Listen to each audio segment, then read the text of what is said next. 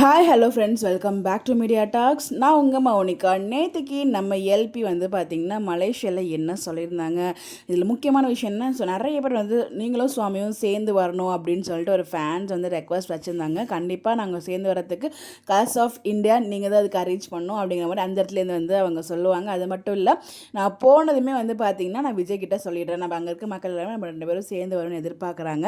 So எல்லாருமே கேட்டாங்க அப்படிங்கிற மாதிரி சொல்கிறதாகவும் சொல்லியிருப்பாங்க. அதெல்லாம் கேட்கவே ரொம்பவே ஹாப்பியாக இருந்துச்சு. ஸோ நான் போய் ஷூட்டிங் என்னைக்கே அதாவது ஃபஸ்ட் டே போகிறாங்க இல்லையா, அன்னைக்கே வந்து எல்லாத்தையுமே சொல்லிவிடுவேன் அப்படிங்கிற மாதிரி வந்து சொல்லியிருந்தாங்க.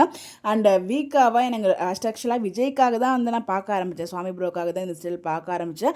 அதுக்கப்புறம் உங்களோட ஆக்டிங் பிடிச்சி போய் அதுக்கப்புறம் உங்களை தான் எனக்கு ரொம்ப பிடிக்கும் அப்படிங்கிற மாதிரி ஒரு ஃபேன் வந்து சொல்லியிருந்தாங்க. அந்த ஃபேன் வந்து பார்த்திங்கன்னா ரொம்ப வேறு கடல் கடந்து வந்திருப்பாங்க போல், வேறு நாட்டிலேருந்து வந்திருக்காங்க. ஸோ அதுவுமே ரொம்ப ரொம்ப ஹாப்பியாக ஃபீல் பண்ணாங்க.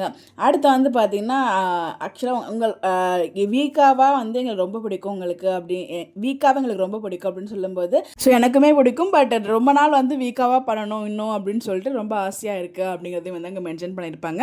ஸோ எங்களுக்கு எப்போயுமே விஜய் காவேரி அது வந்து தனியாக பிரிக்க முடியாது. விஜய் இல்லாமல் காவேரி இல்லை, காவேரி இல்லாமல் விஜய் இல்லை. ஸோ 2 பேரும் ஸ்க்ரீனில் இருந்தாலே நமக்கு போதும். அதுதான் வந்து கேட்டுட்ருக்காங்க. ஸோ எப்போ 2 பேரும் ஆன் ஸ்டேஜில் வர போகிறீங்க மலேசியாவில் அப்படின்னு சொல்லிட்டு, ஸோ கூட்டி விரைவில் நெக்ஸ்ட் ஈவெண்ட்டுக்கு எனக்கு தெரிஞ்சு அவங்க கூப்பிடுவாங்கன்னு நினைக்கிறேன். ஸோ மலேசியா அப்படிங்கும்போது நம்ம விஜய் 2 இடத்துலையுமே பிஸியாக இருக்கார். ஸோ அதனால தான் வந்து அவருக்கு டேட் கிடைக்க மாட்டேங்குது.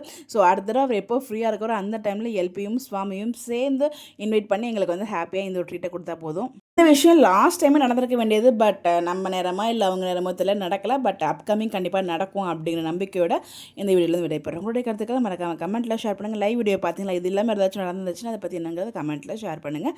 நம்ம டிஸ்கஸ் பண்ணுவோம். இந்த மாதிரி அப்டேட் தெரிஞ்சுக்க நம்மளோட சேனலை ஃபாலோ பண்ணிக்கோங்க. Bye bye.